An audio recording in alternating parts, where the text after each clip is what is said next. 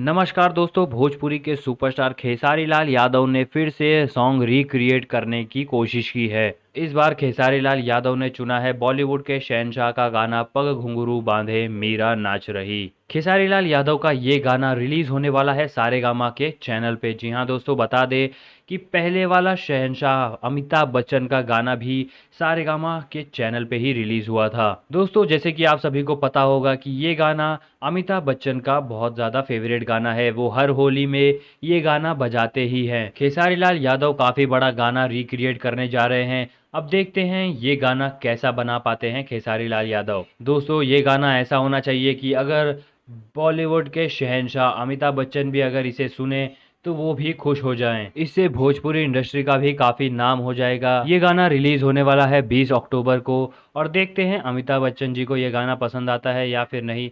आपके हिसाब से आपको क्या लगता है बताइए कमेंट बॉक्स में। साथ ही चैनल को सब्सक्राइब करके बेल आइकन दबा दीजिए।